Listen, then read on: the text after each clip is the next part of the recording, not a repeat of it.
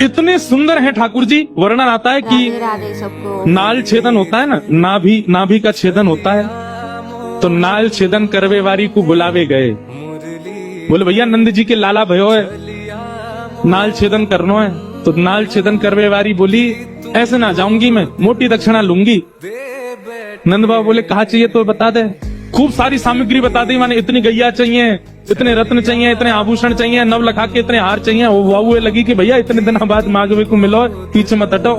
नंद बाबा बोले तू जो कहेगी सब देंगे, तू चल एक बार वह बालक को नाल छेदन कर दे।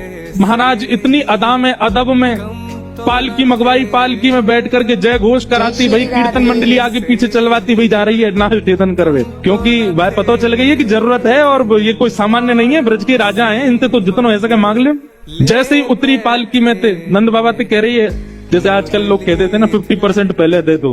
नंद बाबा तो कह रही है पहले मैंने जितनो बताया हो को आधो पहले दे तब भीतर जाऊंगी। नंद बाबा बोले अरे मैया तू चल तो सही, सब देंगे तो को। इतनी उमड़ घुमड़ के, इतनी अदा में, इतने अभिमान में चल करके आ रही है।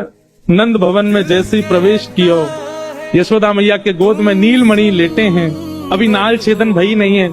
जैसे ही भीतर पहुंची और जाकर के बोली लाओ कहाँ है बालक दिखाओ। मैया ने जैसे ही नेक वस्त्र हटा करके हटाया लाल जी के मुख से और उन नाल छेदन करवे वारी को जैसे ही प्रदान किया, महाराज ठाकुर जी को रूप देखते ही पहले तो नेत्र सजल है गए, हाथ कांपन लगे।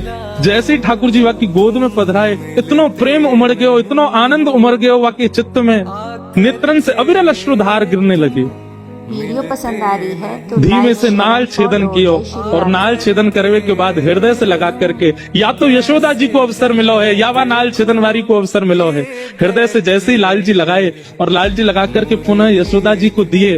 इतने में नंद बाबा आए, जितनी सामग्री मैंने बताई सब लेके संदूकन में बढ़िया हीरे जवाहरात रत्न लेकर के आए, आकर के सन्मुख रख दिए। ले जाओ आपने जो दक्षिणा बताई सब व्यवस्थित है। चरणन में गिर गई नंद बाबा के। बोले कछु ना चाहिए, बस एक दक्षिणा दे दो। बोले कहा जब तक आपको लाला या ब्रज में निवास करे और जब तक मेरे प्राण हैं तब तक नित्य सवेरे अपने लाला के दर्शन को अवसर मुक्त दे दो, बस यही दक्षिणा चाहिए और कुछ नहीं चाहिए। रोज आऊंगी और रोज आकर के आपके लाला को देखूंगी, बस यही एक मुख दक्षिणा दे दो और कछु नहीं चाहिए। मतलब पसंद आ रही है तो विषय का चिंतन करके आई थी और ठाकुर जी के संपर्क में आते ही विषय छूट गया, दर्शन प्रारंभ हो गए।